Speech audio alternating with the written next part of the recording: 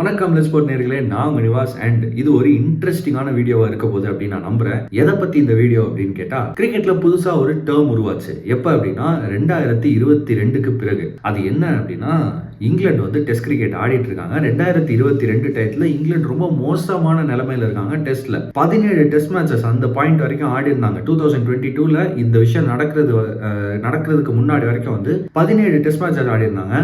ஒரே ஒரு மேட்ச்னா அந்த 17லையும் வெற்றி அடைஞ்சிருந்தாங்க. மற்றது எல்லாமே ஒன்னு தோல்வி இல்லைன்னா டிரா அப்படின்ற மாதிரி ஒரு சிச்சுவேஷன்ல இங்கிலாந்து ரொம்ப மோசமான நிலைமையில இருந்தாங்க. அப்கோர்ஸ் டெஸ்ட் கிரிக்கெட்டையே உருவாக்குனவங்க, இன்ஃபேக்ட் கிரிக்கெட்டையே உருவாக்குனவங்க அவங்க தான் அப்படின்னு இருக்கிறப்ப, அப்படி ஒரு டீமுக்கு வந்து டெஸ்ட் கிரிக்கெட்ல இவ்வளவு மோசமான ஒரு நிலைமை ஏற்பட்டுச்சு அப்படின்னா ஆப்வியஸ்லி அந்த கிரிக்கெட் போர்டு வந்து நிறைய விஷயங்களை வந்து யோசிப்பாங்கல்ல. அந்த மாதிரி யோசிச்சு அப்ப இருந்த கிறிஸ் சில்வர்வுட் தலைமையில இருந்த அந்த கோச்சிங் ஸ்டாஃப் எல்லாரையும் நீக்கிட்டு அந்த இடத்துக்கு புதுசா ஒரு கோச்சிங் ஸ்டாஃப் கொண்டு வராங்க. புதுசா ஒரு ஹெட் கோச்சை கொண்டு வராங்க. யார் அந்த ஹெட் கோச் அப்படின்னா, அவர் தான் நியூசிலாண்டை சேர்ந்த பிரெண்டன் மெக்கலம். அவர் கோச் ஆகுறாரு 2022ல. கேப்டனா பென் ஸ்டோக்ஸ் இருக்காரு. அண்ட் அந்த கோச் அண்ட் கேப்டன் பார்ட்னர்ஷிப் ஒன்று சூப்பரா உருவாகுது 2022ல. 2022 அப்படின்னு நான் மறுபடியும் சொல்றதுக்கான காரணம் என்ன அப்படின்னா, அந்த டைம்ல தான் இந்த வார்த்தை உருவாச்சு, பேஸ் பால் அப்படின்ற அந்த வார்த்தை. அண்ட் அந்த டைம்ல இந்த பேஸ் பாலுடைய அப்ரோச்சுக்கு சடனா நிறைய பேர் வந்து அந்த அப்ரோச்சும் புதுசா இருந்துச்சு அப்படின்றதால சடனா நிறைய பேர் வந்து அந்த அப்ரோச்சை முதல் முறையா பாக்குறாங்க. அந்த அப்ரோச்சுக்கு நிறைய அட்டென்ஷன் கிடைக்குது. அண்ட் அதை பத்தி நிறைய பேர் பேச ஆரம்பிக்கிறாங்க. அப்படி என்ன அப்ரோச் அப்படின்னு கேட்டா, டெஸ்ட் மேட்சஸ் இப்படிதான் ஆடணும் அப்படின்னு நம்ம என்னெல்லாம் நினைச்சு வச்சிருந்தோமோ அது எல்லாத்தையுமே உடைக்கிறது தான் அவங்க அப்ரோச்சா இருந்துச்சு.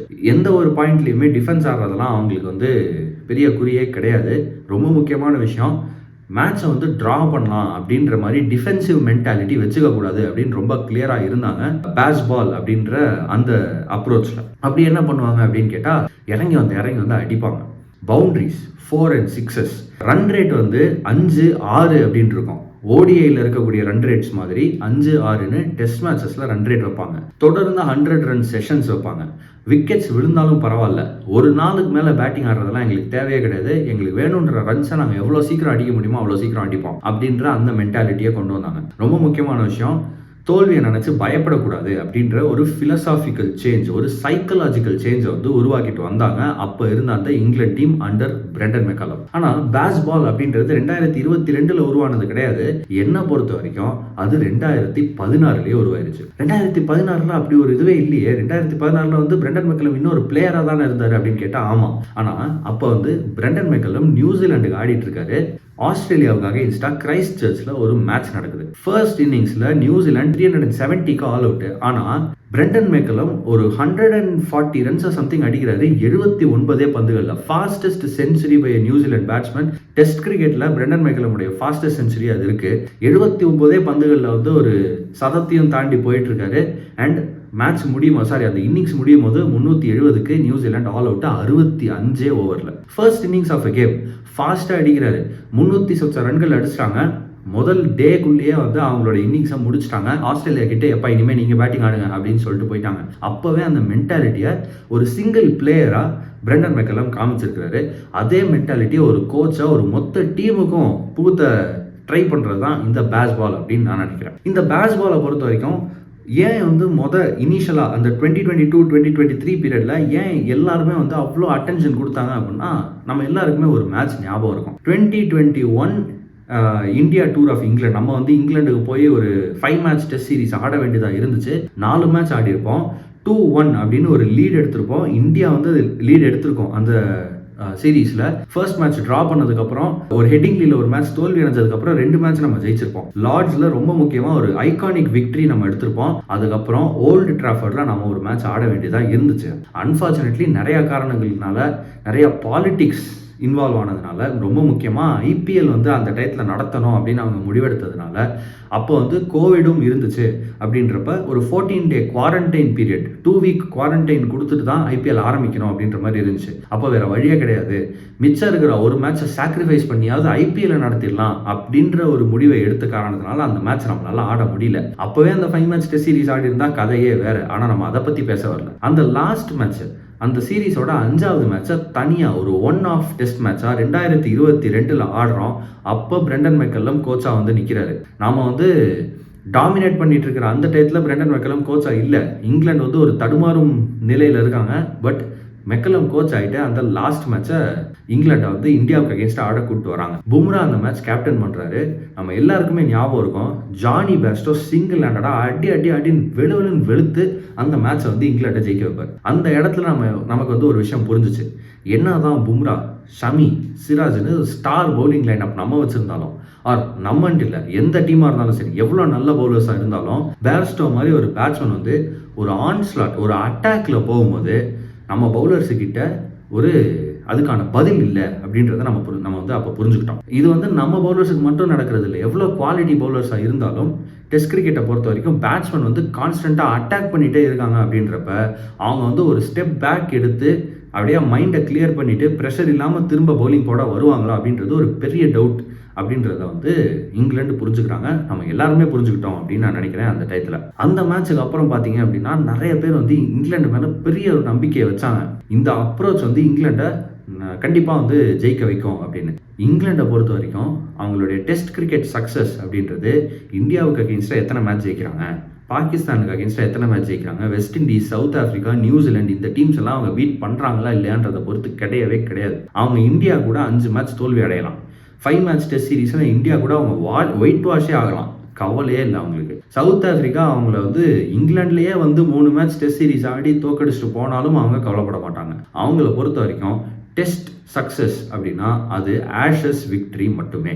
இங்கிலாந்து வந்து ஆஸ்திரேலியாவுக்கு போய் ஆடினாலும் இங்கிலாந்து ஜெயிக்கணும், ஆஸ்திரேலியா இங்கிலாந்துக்கு வந்தாலும் இங்கிலாந்து ஜெயிக்கணும். இதுதான் அவங்க ஊரில் டெஸ்ட் கிரிக்கெட்டை அவங்க வந்து டெஸ்ட் கிரிக்கெட்டில் சக்ஸஸை வந்து அவங்க மெஷர் பண்ணக்கூடிய இன்ஸ்ட்ருமெண்ட் ஆஷஸ் மட்டுமே. அப்படி இருக்கும்போது ஆஸ்திரேலியா இங்கிலாந்துக்கு வராங்க, அந்த ஒரு ஆஷஸ் சீரீஸில் 2-2 ட்ரா எடுக்கிறாங்க இங்கிலாந்து. அதுவே வந்து நிறைய பேருக்கு வந்து ஒரு பெரிய விஷயமா இருக்குது. இந்த டீம் 17 மேட்ச் தொடர்ந்து தோத்துக்கிட்டே வந்துட்டு இருந்துச்சு, 16 மேட்ச் தொடர்ந்து தோத்துக்கிட்டே வந்துட்டு இருந்துச்சு. அப்படி இருக்கிற ஒரு டீமை வந்து ஒரு சீரீஸை ஆஸ்திரேலியாவுக்கு அகேன்ஸ்டாக ட்ரா பண்ண வைக்கிற அளவுக்கு இந்த பேஸ் பால் அப்படின்ற இந்த அப்ரோச் வந்து கொண்டு வந்திருக்கு, இந்த ஃபிலாசபி கொண்டு வந்திருக்கு அப்படின்னு நிறைய பேர் நினைச்சாங்க. ஸோ அந்த ஃபிலாசபி அப்படின்றது அப்போ வந்து இன்னும் நிறைய அட்டென்ஷனை வந்து கேதர் பண்ணுது இங்கிலாண்டில்.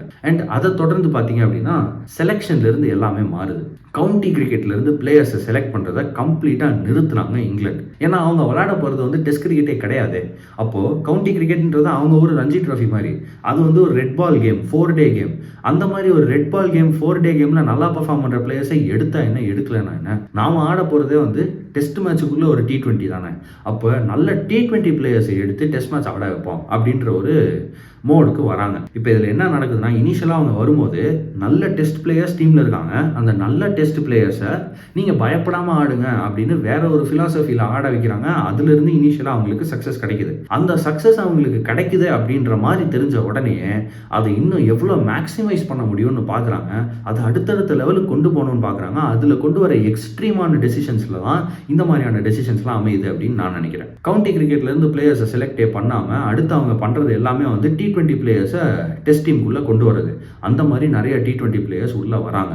அவங்க கிட்ட டெஸ்ட் ஆடுறதுக்கான டெக்னிக் இருக்கா இல்லையான்றதை பற்றி கவலையே படாமல் அவங்கள ஆட வைக்கிறாங்க. அண்ட் அங்கே தான் எனக்கு தெரிஞ்சு பேஸ் பால் அப்படின்றது ஒரு வேற மாதிரியான டேர்னை எடுக்குது அப்படின்னு நான் நினைக்கிறேன். இப்போ அந்த பேஸ் பால் பார்த்தீங்கன்னா 2023 அவங்க பீக்காக அவங்க வந்து சூப்பராக பர்ஃபார்ம் பண்ணி அந்த ஊரில் வந்து அவங்களுக்கான அட்டென்ஷன் அவங்க கேதர் பண்ணதுக்கப்புறம் கொஞ்சம் கொஞ்சமாக சருக ஆரம்பிக்குது. 2023 எண்டு 2024 இந்தியாவுக்கு வராங்க இங்கிலாந்து. அங்கே வரும்போது பால் டேர்ன் ஆகிற பிச்சஸில் அவங்களால ஆட முடியலை. பேஸ் பால் டேர்ன் ஆகிற பிச்சஸில் ஒர்க் ஆகலை அப்படின்றத கிளியராக வந்து டெமான்ஸ்ட்ரேட் பண்ணி காட்டுற மாதிரி நம்மளுடைய ஸ்பின்னர்ஸ் வந்து போட்டு அவங்கள துவம்சம் பண்ணிடுறாங்க.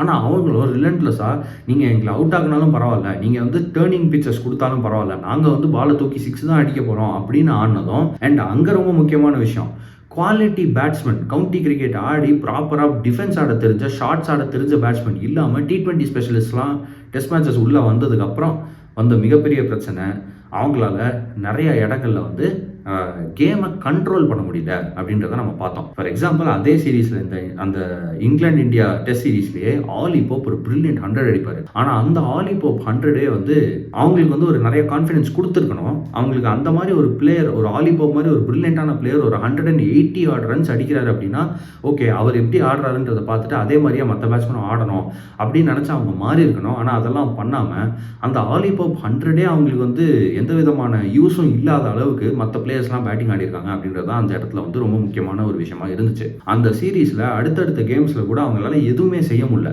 இன்ஃபேக்ட் வந்து நிறைய கேம்ஸில் அவங்க அவுட் ஆயிருக்கிற அவங்களுடைய டிஸ்மிசல்ஸ் அப்படின்னு நீங்கள் பார்த்தீங்கன்னா அது எதுவுமே நல்ல பந்துகளுக்கு அகேன்ஸ்டெல்லாம் இருக்காது. டேர்னிங் ட்ராக்னு அவங்களே சொல்லிக்கிட்டாங்களே தவிர பால் ஒன்றும் அவ்வளோ பெருசாக திரும்பியும் அவங்க வந்து அவுட் ஆகிற மாதிரியும் இல்லை. பேட் ஷாட்ஸில் தான் அவுட் ஆக ஆரம்பிக்கிறாங்க. அண்ட் அங்கே தான் மிகப்பெரிய பிரச்சனை அவங்களுக்கு ஏற்படுது அப்படின்னு நான் நினைக்கிறேன். இப்போ கரண்ட்லி என்ன நிலைமையில் இருக்குது அப்படின்னா 2025 நடந்த வேர்ல்டு டெஸ்ட் சாம்பியன்ஷிப் சைக்கிள்லேயும் வந்து அவங்க ஃபைனல் ரீச் பண்ணல. ஸோ 2025 ஃபைனல்ஸ்லாம் நம்ம எல்லாருக்குமே தெரியும், டெம்பா பவுமா அவர் ஃபேமஸ் விக்டரியை சவுத் ஆஃப்ரிக்கா கொடுத்து அவங்களுக்கு வந்து ஒரு முதல் முறை ஒரு ட்ராஃபியை வந்து வாங்கி கொடுத்தாரு அகேன்ஸ்ட் ஆஸ்திரேலியா. அதுக்கு முன்னாடி வேர்ல்டு டெஸ்ட் சாம்பியன்ஷிப் சைக்கிள்லேயும் அவங்க ஃபைனல்ஸ் போகலை. அண்ட் இதோட வந்து 3 வேர்ல்டு டெஸ்ட் சாம்பியன்ஷிப் ஃபைனல் நடந்திருக்கு. இந்த 3லையுமே இங்கிலாந்து ஃபைனல்ஸ் போகவே இல்லை அப்படின்றது தான் உண்மையாக இருந்திருக்கு. இந்த மாதிரியான ஒரு கஷ்டமான சுச்சுவேஷனில் 2025 வேர்ல்டு டெஸ்ட் சாம்பியன்ஷிப் சைக்கிள் முடிஞ்சு அடுத்த சைக்கிள் ஆரம்பித்ததுக்கப்புறம் அகேன் வேர்ல்டு டெஸ்ட் சாம்பியன்ஷிப்னு ஒரு விஷயம் வந்தால் கூட இங்கிலாந்து அதை பற்றி கவலைப்படுறதில்ல. அவங்கள பொறுத்த வரைக்கும் டெஸ்ட் சக்ஸஸ்னால் அது ஆஷஸ் தானே. இப்போது ஒரு ஆஷஸும் நடக்குது. இதுலையாவது அந்த டெஸ்ட் சக்ஸஸ் வருமா அப்படின்னு பார்த்தா ரொம்ப மோசமான நிலைமையில் இருக்காங்க. இந்த ஆஷஸில் 5 மேட்ச் டெஸ்ட் சீரீஸில் 2 மேட்ச் முடிஞ்சிருக்கு. 2 மேட்சுமே ஆஸ்திரேலியா ஜெயிச்சிட்டாங்க. 2-0 அப்படின்னு ஆஸ்திரேலியா லீட் பண்ணிருக்காங்க. இங்கிலாந்து 2 மேட்ச் தோல்வி அடைஞ்ச பின்னடையோட இப்போ உட்காந்துருக்காங்க. அண்ட் இந்த 2 மேட்சையும் நம்ம வந்து புரட்டி எடுத்து பார்த்தோம், அனலைஸ் பண்ணோம் அப்படின்னா எவ்வளோ மட்டமாக இங்கிலாந்து ஆடி இருக்காங்கன்றது நமக்கு தெரியும். அண்ட் இந்த மட்டமாக இங்கிலாந்து ஆடுறதுக்கு பின்னாடியும் இருக்கக்கூடிய அந்த காரணம் என்ன அப்படின்னா இதே பேஸ்பால் ஃபிலாசபி அப்படின்னு தான் நான் சொல்வேன். பேஸ்பால் அப்படின்றது வந்து பயம் இல்லாமல் நீங்கள் ஆடுங்க அப்படின்றதோட நிறுத்திருந்தால் அந்த பிரச்சனையே கிடையாது. நிறைய மேட்சஸ் இங்கிலாந்து ஜெயிச்சிருப்பாங்க. ஆனால் பிரச்சனை அதோடு இல்லாமல் அவங்க அப்ரோச்சை மாற்றுறேன் அப்படின்ட்டு ரொம்ப எக்ஸ்ட்ரீமாக போய் T20 டெஸ்ட் மேட்சுக்குள்ளே கொண்டு வரணும்னு நினச்சது தான். T20 ஸ்டைல் ஆஃப் பிளே அப்படின்றது கம்ப்ளீட்லி டிஃப்ரெண்ட். நீங்கள் ஹாரி ப்ரூக் மாதிரி ஒரு பிளேயர் எடுத்துக்கோங்க. அவர்கிட்ட டேலண்ட் இருக்கானா கண்டிப்பாக இருக்குது. அவரால் டிஃபென்ஸ் ஆட முடியுமானா ஆட முடியும். ஆனால் அவர் டிஃபென்ஸ் ஆடணும் அப்படின்னு நினைக்கிறதே கிடையாது. இந்த டீமும் அவர் டிஃபென்ஸ் ஆடணும்னு நினைக்கிறதே கிடையாது. ஹாரி ப்ரூக் ஒரு டிஸ்மிசல் ஆனார் இப்போ மிச்சல் ஸ்டார்க் கிட்ட இந்த ஆஷஸ் தொடரில் பிங்க் பால் டெஸ்ட் மேட்ச் அப்படின்னாலே மிச்சல் ஸ்டார்க் என்ன மாதிரி பவுலர் நம்ம எல்லாருக்குமே தெரியும். செமையாக விக்கெட் எடுக்கக்கூடிய ஒரு பவுலர். அப்படி ஒரு பவுலர் கிட்ட நீங்கள் வந்து எப்படி ஆடணும் அப்படின்ற ஒரு விஷயம் இருக்கும். அதாவது பிங்க் பால் மேட்ச் ஆடுறீங்க, அந்த பிங்க் பால் மேட்ச்சுக்குன்னு பேர் போன ஒரு பவுலர் வந்து ஓடி வந்து பவுலிங் போட்டுட்ருக்காரு. அப்போவே நம்ம என்ன நினைப்போம், சரி இது ரொம்ப டேஞ்சரஸான சுச்சுவேஷனாக இருக்குது, இந்த பவுலர் வந்து கண்டிப்பாக விக்கெட் எடுப்பார். அப்போ ஒரு பேட்ஸ்மனாக நாம் வந்து எப்படியாவது இந்த ஓவரை தட்டி முடிச்சிட்டோன்னா அந்த அடுத்த ஓவரில் அந்த எண்டிலிருந்து யார் போடுறாங்களோ அவங்கள நம்ம டார்கெட் பண்ணி ரன்ஸ் எடுத்துக்கலாம் அப்படின்னு நினைக்கிறது உண்டு.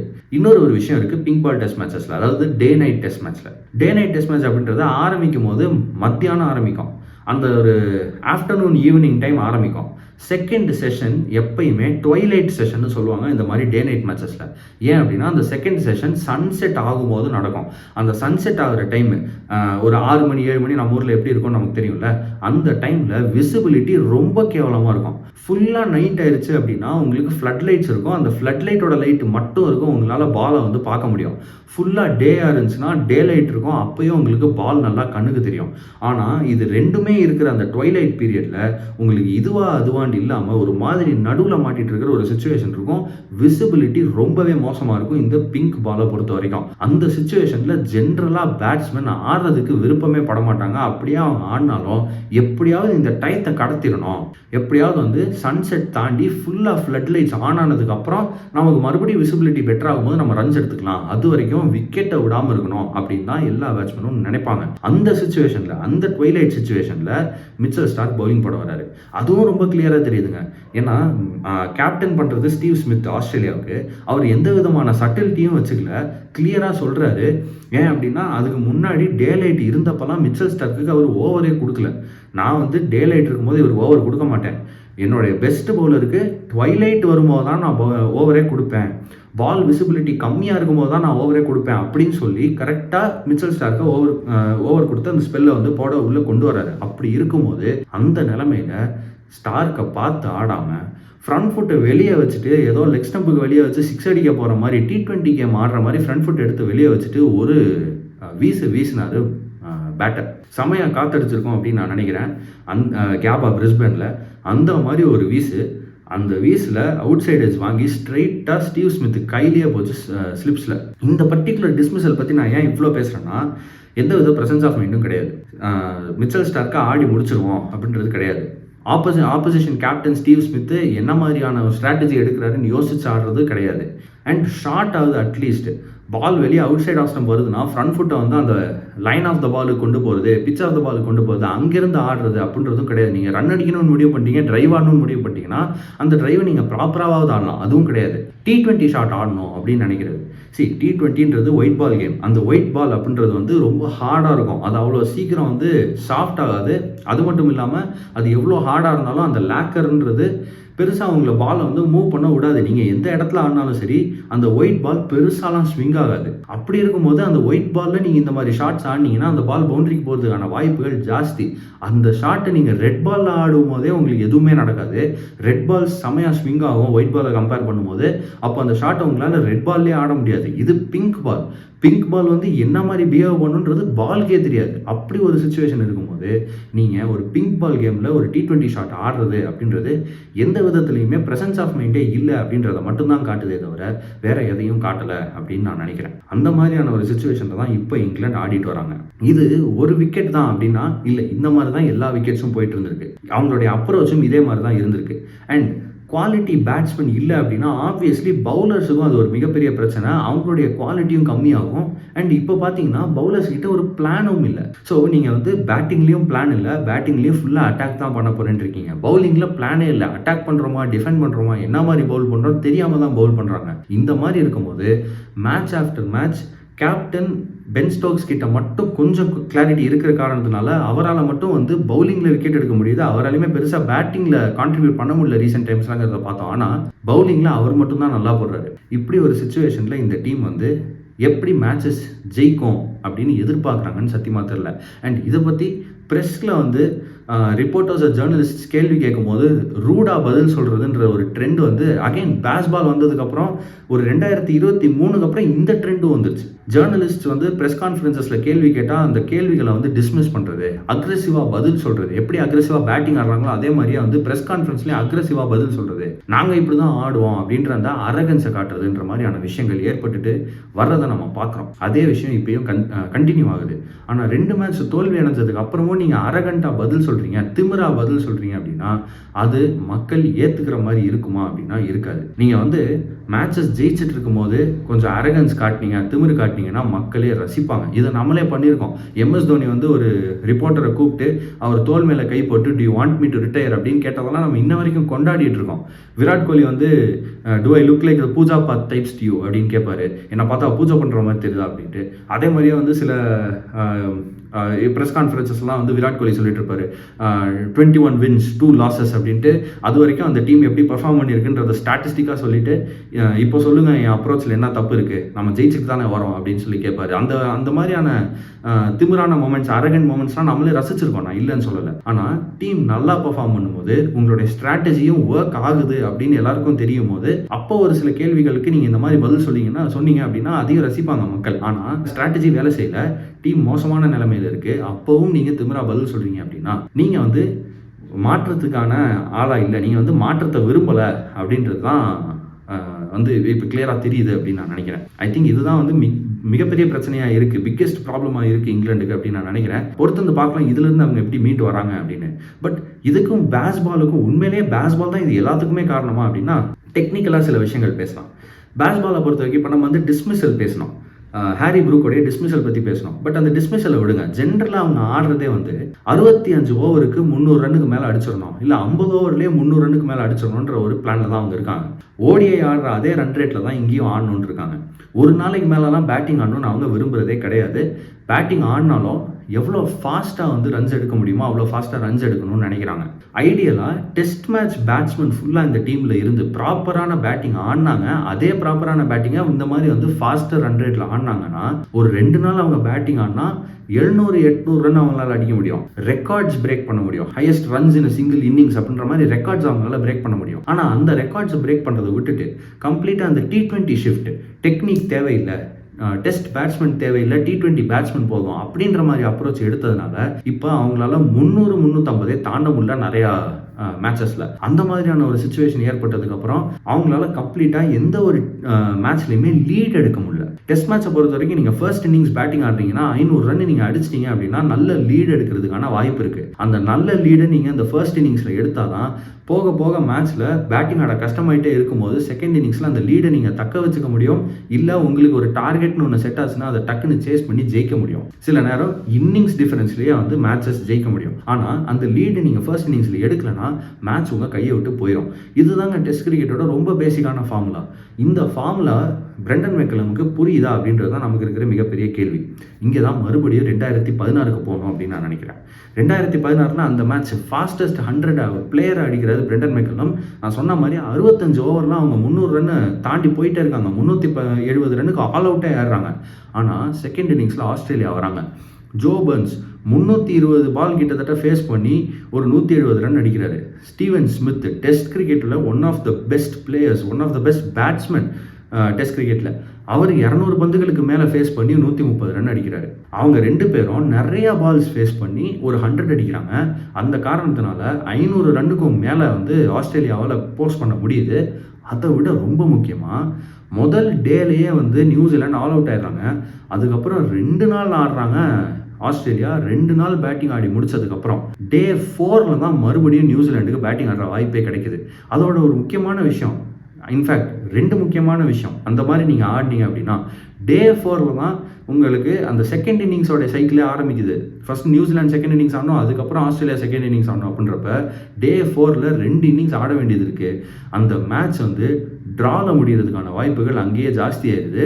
அப்படியே ஜெயிக்கிற ஒரு வாய்ப்பு இருந்தாலும் அது அந்த ஃபர்ஸ்ட் இன்னிங்ஸில் லீடு எடுத்த டீமுக்கு தான். அப்படி பார்க்கும்போது நியூசிலாண்டோட first innings 300 and something runs, Australia first innings 500 and something runs, massive lead வச்சிருக்காங்க ஆஸ்திரேலியா. அப்போது அடுத்த 2 நாட்களில் அந்த கேமை ஜெயிக்கிறதுக்கான வாய்ப்புன்றது ஆஸ்திரேலியா கிட்ட தான் இருக்குது. ஒர்ஸ்ட் கேஸ் அந்த மேட்ச் வந்து ட்ராவில் முடியும். நியூசிலாந்து அங்கேயே ஜெயிக்கிறதுக்கான வாய்ப்பை இழந்துடுறாங்க. அதுக்கப்புறம் மறுபடியும் நியூசிலாந்து பேட்டிங் ஆடி ஆல் அவுட் ஆனதுக்கப்புறம் ஆஸ்திரேலியா திரும்ப வந்து அந்த மேட்சை ஜெயிக்கிறாங்க. மேட்ச் கையை விட்டு போயிடுது. பிரெண்டன் மெக்கலம் ஃபாஸ்டஸ்ட் 100, அந்த ஃபாஸ்டஸ்ட் 100 வச்சு இப்போ என்ன பண்ணுறது சொல்லுங்கள்? மேட்ச் தான் போயிடுச்சு. இந்த மாதிரி தான் எப்பயுமே இருந்திருக்கு. இதில் 2வது பாயிண்ட் சொன்னல, அது என்ன அப்படின்னா உங்களுக்கு மேட்ச் வந்து டீம் ஜெயிக்கிறதுக்கான வாய்ப்பு இருக்கா இல்லை ட்ரா பண்ணுறதுக்கான வாய்ப்பு இருக்கான்றதெல்லாம் தாண்டி 2 நாள் உங்களுடைய பேட்ஸ்மேன், பெஸ்ட் பேட்ஸ்மேன் பேட்டிங் ஆடுறாங்க. ஒரு பேட்ஸ்மேன் வந்து 200 பாலுக்கு மேலே ஃபேஸ் பண்ணுறாரு அப்படின்னா அந்த 200 பாலுக்கு உங்களுக்கு அதுக்கு முன்னாடி இன்னிங்ஸில் பவுலிங் போட்ட பவுலர்ஸுக்கு ரெஸ்ட் கிடைக்கும். ஒரு மிச்சல் ஸ்டார்க்கோ, ஒரு மிச்சல் ஜான்சனோ, இல்லை ஒரு பேட் கம்மின்ஸோ யாராக இருந்தாலும் சரி. ஈவன் இப்போ கரண்ட்லி இங்கிலாந்து ஆடிட்டு இருக்கும்போது ஜோஃப்ரா ஆர்ச்சர் மாதிரி ஒரு இன்ஜுரி ப்ரோன் பவுலர் ஒருத்தர் இருக்காரு. அவர் பவுலிங் போட்டு முடிச்சிருக்காரு. அவர் உள்ளே போய் உட்காடுறாரு. ஜோ ரூட் மாதிரியோ, ஹாரி புரூக் மாதிரியோ, ஆலி போப் மாதிரியோ ஒரு பிளேயர் வந்து 200-250 பந்துகள் ஃபேஸ் பண்ணுறாங்க அப்படின்னா அந்த 200-250 பந்துகள் ஃபேஸ் பண்ணுற அந்த டைம் வந்து ஜோஃப்ரா ஆர்ச்சருக்கு ரெஸ்ட்டு. அதே மாதிரி உங்களுடைய பேட்டிங் டாப் ஆர்டர் ஃபுல்லாகவே இதே மாதிரி நிறையா பால்ஸ் ஃபேஸ் பண்ணுறாங்க அப்படின்னா, நிறையா டைம் ஆடுறாங்க, நல்ல நீட்டாக 2 நாள் பேட்டிங் ஆட முடியுது அப்படின்ற மாதிரி இருக்குன்னா உங்கள் பவுலர்ஸுக்கு 2 நாள் ரெஸ்ட் கிடைக்கும். அதுக்கப்புறம் அவங்க திரும்ப வந்து பவுலிங் போடும்போது எதிர் டீமாக ஆல் அவுட் எடுக்கிற எனர்ஜியோடு வருவாங்க. அந்த எனர்ஜி வந்து அவங்கக்கிட்ட இல்லை அப்படின்னா அதுக்கான காரணம் நீங்கள் அவங்களுக்கு ரெஸ்ட் எடுக்கிறதுக்கான வாய்ப்பே கொடுக்கல அப்படின்றது தான். இங்கிலாண்டை பொறுத்த வரைக்கும் ஒரு நாள் அவங்க பேட்டிங் ஆடி முடிச்சிடுறாங்க, ஆப்போசிஷன் கிட்ட பேட்டிங்கை கொடுத்துட்றாங்க. ஆப்போசிஷன் பேட்டிங் ஆடிட்டே இருக்காங்க அப்படின்னா அவங்களுடைய பவுலர்ஸ் பவுலிங் போட்டுக்கிட்டே இருக்காங்கன்னு அர்த்தம். அத்தனை ஓவர்ஸ் அந்த பவுலர்ஸ் வந்து பவுலிங் போட்டுக்கிட்டே இருக்காங்க. அதுக்கப்புறம் மறுபடியும் அவங்க பேட்டிங் வரும்போது சீக்கிரமே ரன் அடிச்சுட்டு அவுட் ஆயிடுறாங்க. மறுபடியும் அவங்க பவுலர்ஸ் ஃபீல்டில் வந்து பவுலிங் போட வேண்டியதாக இருக்குது. ஒவ்வொரு மேட்சும் அவங்களுடைய பவுலர்ஸ் மொத்தமாக சேர்ந்து ஒரு இன்னிங்ஸுக்கு 100 இல்லை 120 ஓவர் போடுறாங்க அப்படின்னா ஒவ்வொரு மேட்சும் 200 ஓவர் அவங்க பவுலர்ஸ் போடுறாங்க. ஆனால் எதிர் டீம் பவுலர்ஸ் வந்து வெறும் ஒரு 120லேருந்து 150 ஓவர் தான் போடுறாங்க அப்படின்னு இருக்கும்போது ஒரு சராசரியாகவே 50லேருந்து 70 ஓவர் டிஃப்ரென்ஸ் இருக்குது. அந்த 50லேருந்து 70 ஓவர் எதிர் டீம் பவுலர்ஸுக்கு ரெஸ்ட் கிடைக்குது, இவங்களுக்கு ரெஸ்ட் கிடைக்கிறது இல்லை. இதுதாங்க மிகப்பெரிய பிரச்சனையாக இருக்குது இந்த பேஸ்பாலில். இதனால தான் அவங்களுடைய பவுலர்ஸ் வந்து பிளானே இல்லாமல் எந்தவித எனர்ஜியுமே இல்லாமல் நிறைய நேரம் ஃபீல்டில் இருக்காங்க அப்படின்றத நம்ம பார்க்குறோம். ஓவராலாக பேஸ்பால் அவங்களுக்கு நல்லதை விட அதிக கெட்டது தான் செஞ்சுருக்கு. அண்ட் அதுக்கு ரொம்ப முக்கியமான ஒரு விஷயம் என்ன அப்படின்னா, நல்ல டெஸ்ட் பிளேயர்ஸை அக்ரெசிவாக ஆட வைக்கிறது அப்படின்றது அவங்களுக்கு ஒர்க் ஆச்சு. பட் எப்போ அந்த நல்ல டெஸ்ட் பிளேயர்ஸே எங்களுக்கு வேணாம், நாங்கள் T20 பிளேயர்ஸ் வச்சு ஆடிக்கணும்னு ஒரு எக்ஸ்ட்ரீம் தாட்டோட வந்தாங்களோ அங்கே அவங்க காலியானாங்க. இப்போயும் ஒன்றும் ஆல் இஸ் நாட் லாஸ்ட். இதே டீம் வந்து நிறையா டேலண்ட் இருக்கிற ஒரு டீம் தான். ஹாரி ப்ரூக் மாதிரி ஒரு பிளேயரை பற்றி நம்ம நிறையா பேசிட்டோம். அவ்வளோ டேலண்ட் இருக்குது. ஜாக் கிராலி நிறைய டேலண்ட் இருக்கிற ஒரு பிளேயர் தான். அவங்க மறுபடியும் போயிட்டு ஒர்க் பண்ணிவிட்டு டெஸ்ட் மேட்ச் டிஃபென்ஸையும் அவங்க ரன் ஸ்கோர் பண்ணணும்னு நினச்சாலும் தப்பு இல்லை. ரன் ஸ்கோர் பண்ணுறதுக்கு ப்ராப்பராக டெக்ஸ்ட் புக்காக எப்படி ரன் ஸ்கோர் பண்ணுறது, ஃப்ரண்ட் ஃபுட்டை எப்படி பாலுக்கு மூவ் பண்ணுறது, இல்லை டோட்டலாக பேக் ஃபுட்டுக்கு எப்படி கமிட் ஆகி ஆடுறது அப்படின்ற மாதிரி பேசிக்ஸில் அவங்க சின்ன வயசில் அவங்க கிரிக்கெட் கோச்சிங் போனப்போ என்ன கற்றுக்கிட்டாங்களோ அதெல்லாம் ஞாபகப்படுத்திக்கிட்டு மறுபடியும் வந்தாங்கன்னா அவங்களால கண்டிப்பாக மேட்ச் ஜெயிக்க முடியும். இந்த இங்கிலாந்து டீமில் குவாலிட்டிக்கு பஞ்சமே கிடையாது. பிரச்சனை அவங்க அப்ரோச்சில் மட்டுமே இருக்குது. அந்த அப்ரோச் அவங்க மாற்றினாங்கன்னா அவங்களுக்கு வந்து எந்த விதமான ப்ராப்ளமும் இருக்காது அப்படின்னு நான் நினைக்கிறேன். இந்த ஆஷஸ் முடிகிறதுக்குள்ளேயே அந்த அப்ரோச்சை மாற்ற முடியுமா அப்படின்னு என்ன கேட்டால் என்னை பொறுத்த வரைக்கும் முடியாது. அந்த அப்ரோச்சை மாற்றுறதுன்றது கொஞ்சம் கஷ்டமான வேலை தான். ஆனால் அட்லீஸ்ட் இந்த ஆஷஸ் முடிஞ்ச பிறகாவது அந்த அப்ரோச்சை மாற்றுறதுக்கான வேலையை பார்க்கணும். ஆனால் அதுக்கு ஃபஸ்ட்டு ஜேர்னலிஸ்ட் கேள்வி கேட்டாங்கன்னா அந்த கேள்வியில் மெரிட் இருக்கா இல்லையா, அது உண்மையா இல்லையா நீங்கள் யோசிங்க. அந்த கேள்விக்கு உங்களுக்கு பதில் சொல்ல விருப்பம் இல்லைன்னா எனக்கு பதில் சொல்ல விருப்பம் இல்லைன்னா அது சொல்லுங்கள். ஆனால் சும்மா வந்து ஜேர்னலிஸ்ட் கேட்குற கேள்விக்கெல்லாம் தெனாவட்டா திமிரா பதில் சொல்கிறது அப்படின்றத மட்டும் தயவு செஞ்சு அவாய்ட் பண்ணுங்கள். உங்ககிட்ட மறுபடியும் தோல்விகள் மட்டுமே வருது அப்படின்னா ஒரு நிமிஷம் step back and analyse the situation. நம்ம என்ன தப்பு செஞ்சுட்ருக்கோம், நம்ம செய்கிறது கரெக்டாக இருந்தால் ஏன் நமக்கு ரிசல்ட் வரல, ப்ராசஸ் நம்ம என்ன ப்ராசஸ் வச்சுருக்கோம் அந்த ப்ராசஸை நான் ட்ரஸ்ட் பண்ணுறேன், ஆனால் அந்த ப்ராசஸ்க்கு வந்து ரொம்ப நாளாக எனக்கு ரிசல்ட்டே வரல அப்படின்னா நான் ஏதோ தப்பு பண்ணுறேன், இல்லை அந்த ப்ராசஸே தவறாக இருக்குது, அது என்ன அப்படின்னு யோசிக்கிறேன். அந்த ஒரு மனப்பான்மை வேணும். நம்ம வந்து ஒரு விஷயம் செய்யும் போது முழு ஒரு கமிட்மெண்ட்டோட அந்த விஷயத்தை செய்யணும், டவுட்டே கிடையாது. ஆனால் அதே நேரத்தில் அந்த விஷயத்தை வந்து சரியா தப்பா அப்படின்னு ஆலோசித்து பார்க்குற அந்த மனப்பான்மை நமக்கு இருக்கணும். அது இந்த இங்கிலாந்து டீமுக்கு கொஞ்சம் குறையுது. அண்ட் அது வந்து கோச்சிங் ஸ்டாஃப்லேருந்தே ஆரம்பிக்கணும் அப்படின்னு நான் நினைக்கிறேன். ஓவராலாக கோச்சிங் ஸ்டாஃப் அப்படின்னா எப்படி நடந்துக்கணும் அப்படின்னு கடந்த சில நாட்கள்லாம் நிறைய டீம்ஸை பற்றி நம்ம வந்து பேசிகிட்டு தான் இருக்கோம். பட் இந்த இடத்துல இங்கிலாந்து டீம் தோல்வி அடைகிறதுக்கான காரணமாக நான் இதை தான் நினைக்கிறேன். ஆஷஸில் இந்த காரணத்தினால தான் இங்கிலாந்து வந்து 2 மேட்ச் தோல்வி அடைஞ்சிருக்காங்க. இன்னும் 3 மேட்ச் இருக்குது. என்னை பொறுத்த வரைக்கும் ஒரு 5-0 ஒயிட் வாஷே வந்து நடக்கிறதுக்கான வாய்ப்பு இருக்குது. ஆஸ்திரேலியா 5 மேட்சும் ஜெயிக்கிறதுக்கான வாய்ப்பு இருக்குது. நீங்கள் என்ன நினைக்கிறீங்க? ஒரு மேட்ச் ஆகுது இந்த இங்கிலாந்து டீம் பேஸ்பால் ஆடி ஜெயிப்பாங்களா மாட்டாங்களா? நீங்கள் என்ன நினைக்கிறீங்கன்றத கமெண்ட்டில் சொல்லுங்கள். அண்ட் அடுத்த வீடியோவில் நான் உங்களை வந்து சந்திக்கிற வரைக்கும் until then please like, share and subscribe. Keep supporting Let's Sport. Thank you.